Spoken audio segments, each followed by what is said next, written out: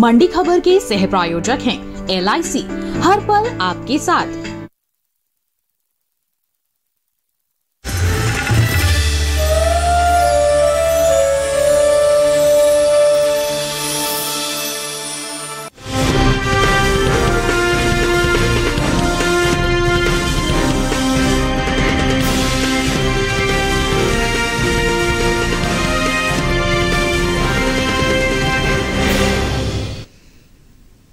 नमस्कार, आप देख रहे हैं दूरदर्शन किसान। मंडी खबर में आप सभी का स्वागत। मैं हूं आपके साथ आदिति शर्मा। अगले आधे घंटे के दौरान आपको बताएंगे किस कृषि जिन्स के भाव में आई तेजी, किस में आई मंदी। साथ ही जानेंगे आगे किस ओर जा सकता है जिन्सों का बाजार। आज हम खास तौर से बात करेंगे धान, सरसों, गेहूं और धनिया की, और इसके अलावा भी कई और जिन्सों के भाव आप मंडी खबर में जान सकेंगे। लेकिन सबसे पहले नजर सुर्खियों पर। 107 मिलियन टन के पार जा सकती है धान की पैदावार, घटा बुआई का रकबा।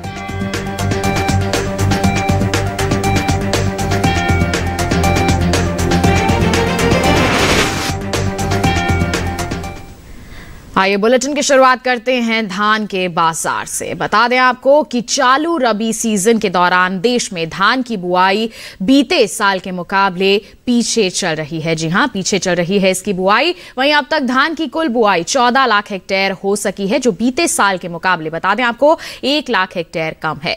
हालांकि घरेलू स्तर पर देश में धान की पैदावार में अच्छी बढ़त का अनुमान जताया गया है। किस तरह का बना हुआ है माहौल, आइए जानते हैं इस रिपोर्ट के जरिए।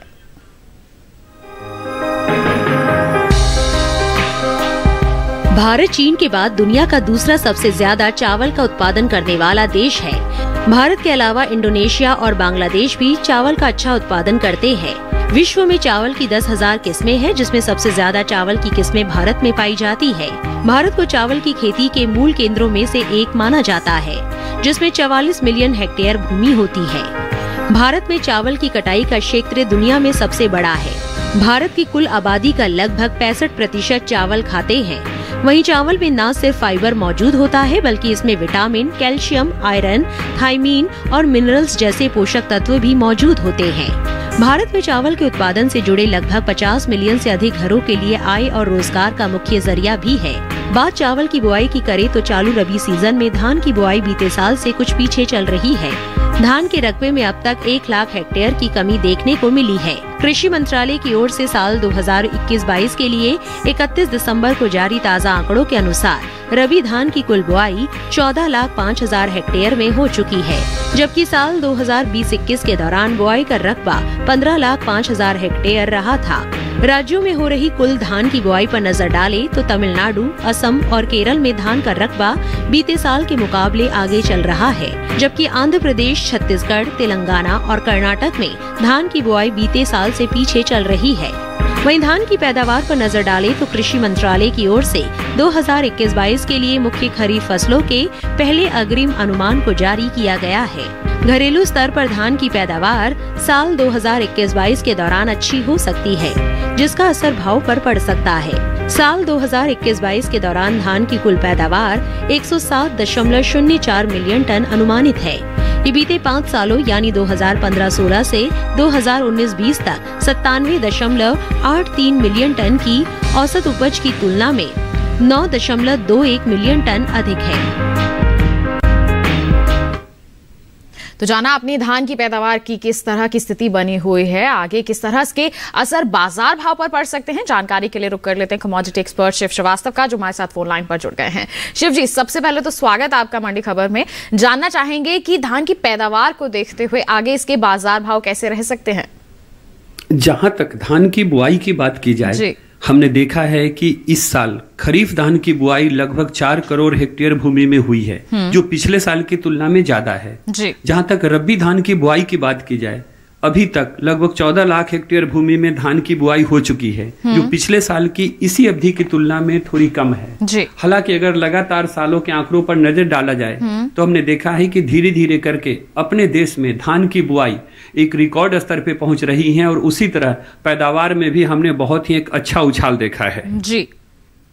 बिल्कुल, तो आपने कहा कि अच्छा उछाल हमने देखा है, तो आगे भी पैदावार में इसी तरह का हाल रह सकता है। देखिए, अभी फिलहाल थोड़ी कमी जरूर है रबी की पैदावार की अगर हम बात करते हैं, लेकिन आगे अगर हम पिछले आंकड़ों को यहाँ पर देखते हैं तो उसमें अच्छा ही बदलाव हमने देखा है और आगे भी अच्छे बदलाव की ही उम्मीद जताई जा रही है। पैदावार की बात हो गई, आइए बढ़ते हैं आगे, रुख करते हैं बाकी की सुर्खियों का। 443 लाख मीट्रिक टन के पार पहुंची धान की सरकारी खरीद, 47 लाख किसानों को मिला लाभ। देश से 2 गुना बढ़ा कुल चावल का निर्यात, गैर बासमती चावल के निर्यात में हुई 65% की बढ़ोतरी।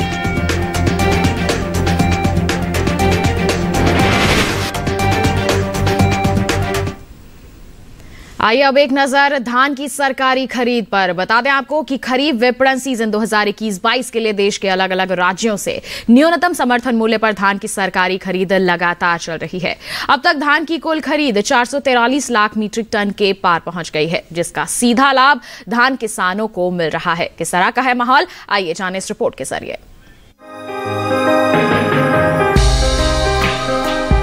पिछले साल की तरह ही खरीफ विपणन मौसम 2021-22 में भी न्यूनतम समर्थन मूल्य के आधार पर किसानों से धान की खरीद सुचारू रूप से चल रही है। उपभोक्ता कार्य, खाद्य एवं सार्वजनिक वितरण मंत्रालय की ओर से जारी ताज़ा आंकड़ों के अनुसार खरीफ विपणन सत्र 2021-22 के लिए 26 दिसंबर तक 443,49,000 मीट्रिक टन धान की सरकारी खरीद की जा चुकी है। धान की खरीद आंध्र प्रदेश, तेलंगाना, बिहार, चंडीगढ़, छत्तीसगढ़, गुजरात, हरियाणा, हिमाचल प्रदेश, झारखंड, जम्मू और कश्मीर, केरल, मध्य प्रदेश, महाराष्ट्र, ओडिशा, पंजाब, तमिलनाडु, उत्तर प्रदेश, उत्तराखंड तथा राजस्थान जैसे राज्यों व केंद्र शासित प्रदेशों में की गई है।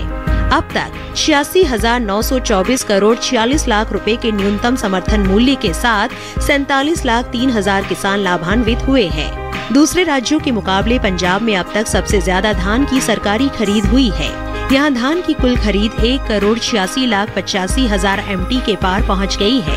वहीं उत्तर प्रदेश में धान की खरीद 38,01,732 MT, हरियाणा से 55,30,596 MT, तेलंगाना से 52,88,206 MT, छत्तीसगढ़ से 47,20,020 MT, जबकि उत्तराखंड से धान की सरकारी खरीद 11,56,000 MT के पार पहुँच गई है। आपको बता दें कि सरकार ने किसानों को उनकी उपज के लिए लाभकारी मूल्य सुनिश्चित करने के उद्देश्य से सरकारी खरीद फसल सीजन 2021-22 के लिए खरीफ फसलों के MSP में बढ़ोतरी की थी। धान के न्यूनतम समर्थन मूल्य पर नजर डालें तो साल 2021-22 में सामान्य क्वालिटी की धान का MSP बीते साल के मुकाबले 72 रुपए बढ़ाकर 1,940 रुपए प्रति क्विंटल तय किया गया है। इसी तरह ग्रेड A क्वालिटी के धान का MSP 72 रुपए बढ़ाकर 1,960 रुपए तय किया गया है। तो जाना आपने, धान की सरकारी खरीद लगातार जारी है, सीधा लाभ पहुंच रहा है हमारे धान के किसानों को। इस सरकारी खरीद का बाजार भाव पर किस तरह से असर पड़ रहा है, जानकारी लेते हैं कमोडिटी एक्सपर्ट से। शिव जी, क्या कहेंगे आप धान की सरकारी खरीद को लेकर? जहां तक धान की सरकारी खरीद की बात की जाए जी, अभी तक लगभग 4,43 लाख टन धान की सरकारी खरीद हो चुकी है जी, जिनमें प्रमुख राज्यों में पंजाब, हरियाणा और तेलंगाना है। लगभग 47 लाख किसानों से MSP पर धान की ये सरकारी खरीद हुई है, जिसकी कीमत लगभग 86,925 करोड़ रुपए है। जहां तक सरकारी खरीद की बात की जाए, हमने देखा है कि पिछले सालों की तुलना में धीरे धीरे करके सरकारी खरीद में भी लगातार बढ़ोतरी हो रही है। आने वाले समय में धान की सरकारी खरीद में और भी ज्यादा तेजी की उम्मीद है, जिसके कारण किसानों को आने वाले समय में और भी ज्यादा लाभ मिलेगा। जी, तो हमारे किसान और भी ज्यादा लाभान्वित होंगे। यहाँ पर धान की जो सरकारी खरीद है लगातार अच्छी हो रही है और आगे भी इसमें अच्छी परिस्थितियां बने रहने के ही आसार नजर आ रहे हैं और कयास भी लगाए जा रहे हैं, यही कहना हमारे कमोडिटी एक्सपर्ट का। शिव जी, आप बने रहिए हमारे साथ, आगे भी अलग अलग जिनसों के बाजार के बारे में हम आपसे जानकारी लेते रहेंगे। फिलहाल बढ़ते हैं आगे, फूलगोभी के जो बाजार भाव हैं देश के अलग अलग मंडियों में किस तरह से बने हुए हैं, आइए बताते हैं आपको। गुजरात की सूरत मंडी की बात करें, फूलगोभी का बाजार भाव रहा 3,550 रुपए। कर्नाटक की मैसूर मंडी में भाव भाव रहा 3,400 रुपए, जबकि महाराष्ट्र की पुणे मंडी में इसके सौदे हुए 2,800 रुपए पर और ओडिशा की अटाबीरा मंडी की बात करें तो यहाँ बिकवाली हुई 2,500 रुपए पर। ये सभी भाव आवक और गुणवत्ता के अनुसार है। और इसी के साथ बुलेटिन में वक्त हो चला है एक छोटे से ब्रेक का। ब्रेक के बाद हम बात करेंगे गेहूं, सरसों और धान की। बने रहिए दूरदर्शन किसान पर, देखते रहिए मंडी खबर।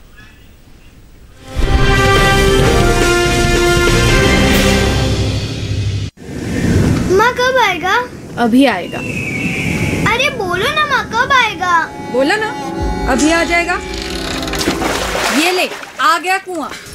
अरे कुआं नहीं माँ, हमारे घर नल से जल कब आएगा? नल से जल? अरे गुड्डी, बहुत जल्दी आएगा पानी। जल जीवन मिशन आ चुका है। हम 1 कदम उठाएंगे तो सरकार 10 कदम उठाएगी। सच? तुम्हारे मुंह में घी शक्कर। घी शक्कर नहीं माँ, स्वच्छ जल।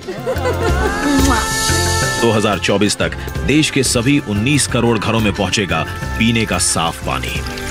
अब होगा हर घर जल। जल जीवन मिशन, जल शक्ति मंत्रालय, भारत सरकार।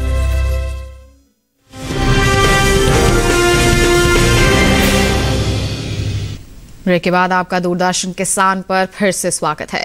बुलेटिन के इस हिस्से में हम जानेंगे गेहूं और सरसों के बारे में, लेकिन आइए पहले फिर से बात कर लेते हैं धान की। बता दें आपको कि वैश्विक बाजार में भारतीय चावल की मांग लगातार बढ़ रही है। बीते 7 महीने के दौरान देश से होने वाला कुछ चावल का जो निर्यात है 1 करोड़ 17 लाख टन के पार पहुंच गया है, जो बीते साल के मुकाबले 2 गुना ज्यादा है। वहीं इसका असर घरेलू स्तर पर भी चावल के भाव पर पड़ता दिख सकता है। कैसा है इसका हाल, आइए जानते हैं हमारी इस रिपोर्ट के जरिए। भारत दुनिया की सबसे बड़ी चावल निर्यातकों में से एक है। वैश्विक बाजार में भारतीय चावल का दबदबा बना हुआ है। भारत दूसरे देशों के मुकाबले अच्छी गुणवत्ता और सस्ता चावल वैश्विक बाजार में उपलब्ध कराता है। यही वजह है कि ग्लोबली भारतीय चावल की मांग लगातार बढ़ रही है।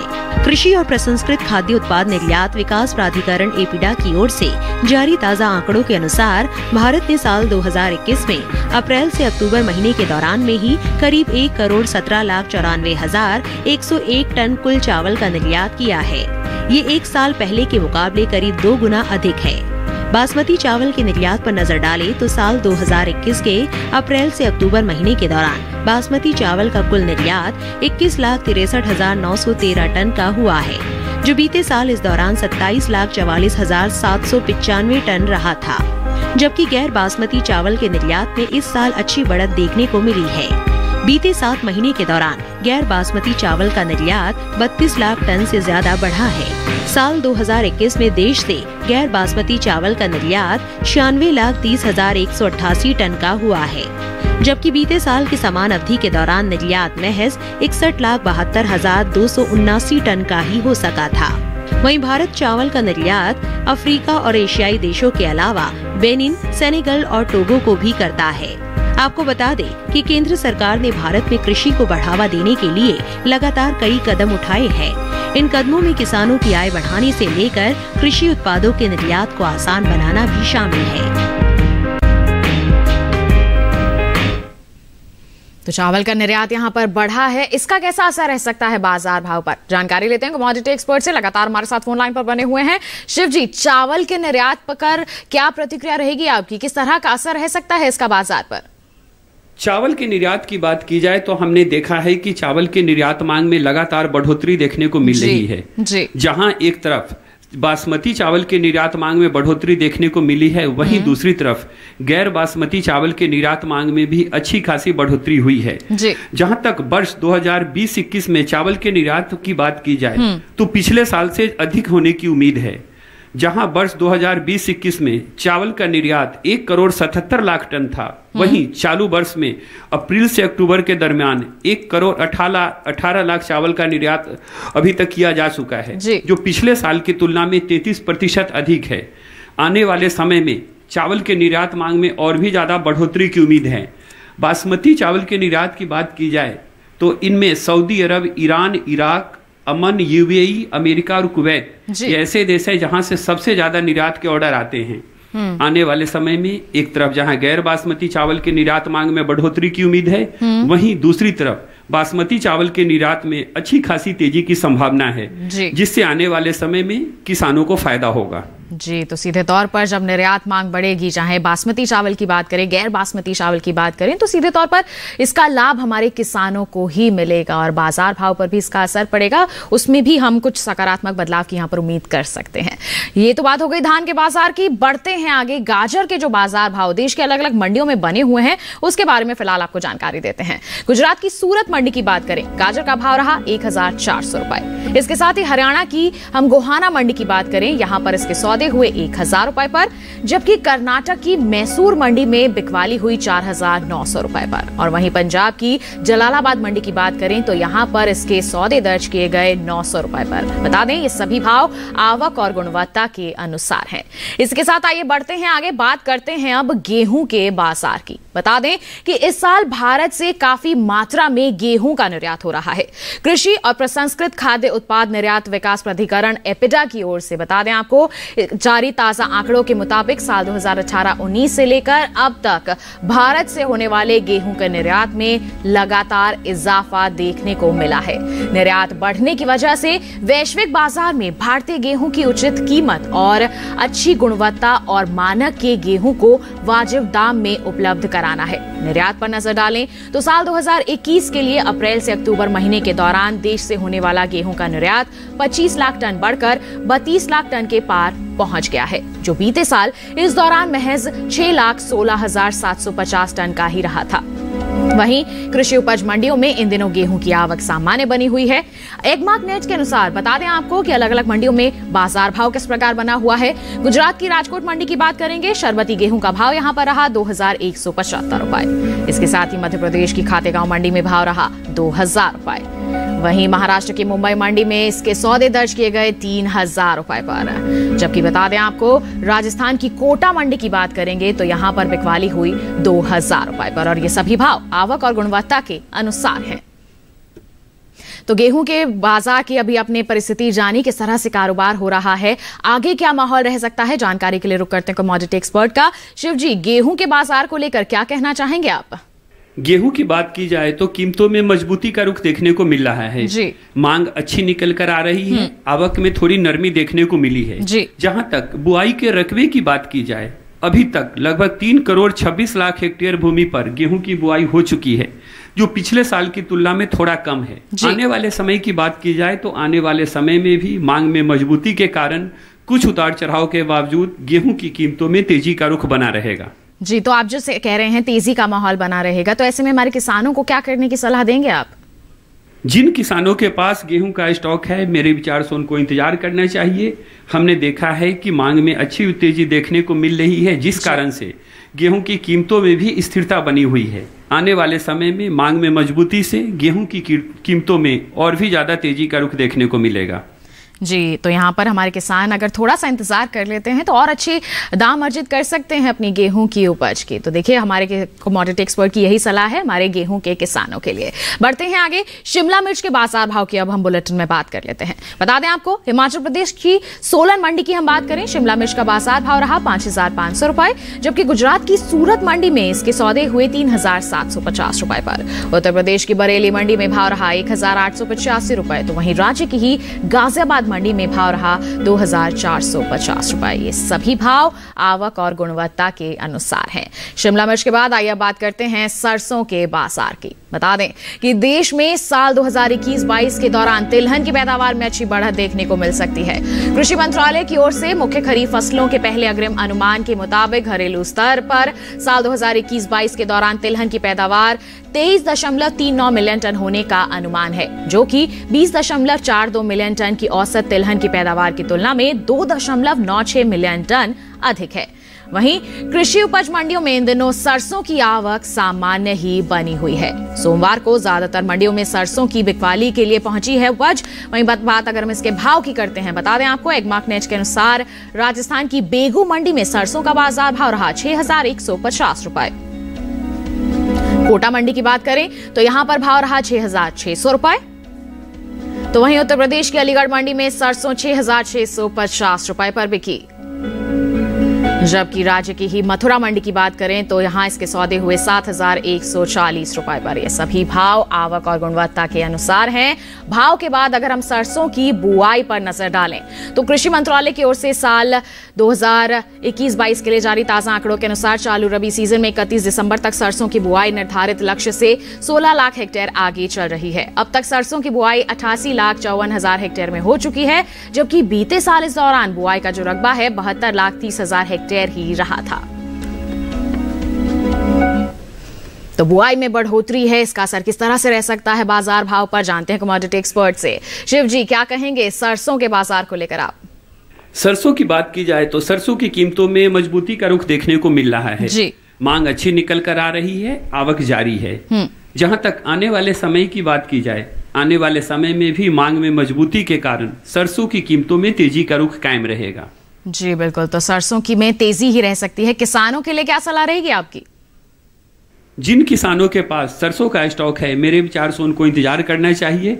आने वाले समय में मांग में मजबूती के कारण सरसों की कीमतों में और भी ज्यादा तेजी का रुख देखने को मिलेगा। बिल्कुल, ये तो बात हो गई सरसों के बाजार की। और इसी के साथ बुलेटिन में वक्त हो चला है एक और छोटे से ब्रेक का। आगे जानेंगे हम अन्य जिंसों का हाल। आप बने रहिए दूरदर्शन किसान पर, देखते रहिए मंडी खबर।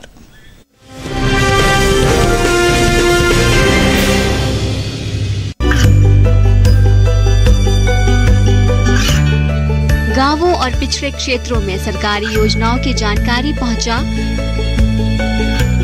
देश में कौशल और क्षमता विकास कर ग्रामीणों को सामाजिक बदलाव और विकास से जोड़ने की दूरदर्शन किसान की पहल चौपाल चर्चा देखें सोमवार से शुक्रवार सुबह 9 बजे।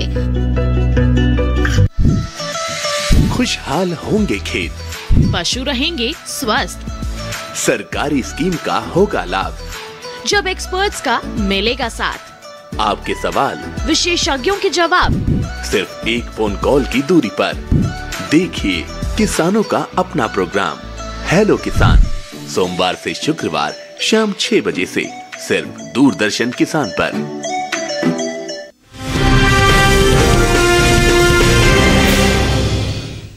ब्रेक के बाद दूरदर्शन किसान के मंडी खबर में आप सभी का फिर से स्वागत है। आइए अब बात करते हैं धनिये के बाजार की। बता दें कि अंतर्राष्ट्रीय बाजार में धनिये की जो मांग है वो जोर पकड़ रही है। वैश्विक बाजार में भारतीय धनिये को खासा पसंद किया जा रहा है। साल 2020-21 में धनिये का निर्यात बीते 5 सालों के मुकाबले सबसे ज्यादा हुआ है। भारतीय मसाला बोर्ड की ओर से जारी ताजा आंकड़ों के अनुसार साल 2020-21 के दौरान देश से 57,000 टन धनिये का निर्यात हुआ है, जबकि बीते साल की समान अवधि के दौरान निर्यात महज 47,135 टन का ही हुआ था। वहीं घरेलू स्तर पर धनिये की पैदावार पर नजर डालें तो पिछले साल के मुकाबले इस साल धनिये की उपज में लगभग 20% से ज्यादा की बढ़त अनुमानित है। कृषि मंत्रालय की ओर से साल 2020-21 के लिए जारी तीसरे आकलन के मुताबिक देश भर में इस साल 8,32,000 टन धनिये की पैदावार होने का अनुमान है, जो बीते साल की समान अवधि के दौरान 7,01,000 टन की रही थी। कमोडिटी एक्सपर्ट लगातार हमारे साथ बने हुए हैं, फिर से रुक कर लेते हैं उन्हीं का। शिव जी, धनिये के बाजार को लेकर क्या कहेंगे आप? धनिया की बात की जाए तो धनिया की कीमतों में स्थिरता का रुख देखने को मिल रहा है जी। मांग अच्छी निकल कर आ रही है, आवक जारी है। जहां तक आने वाले समय की बात की जाए, आने वाले समय में कुछ उतार चढ़ाव के बावजूद धनिया की कीमतों में मजबूती का रुख कायम रहेगा।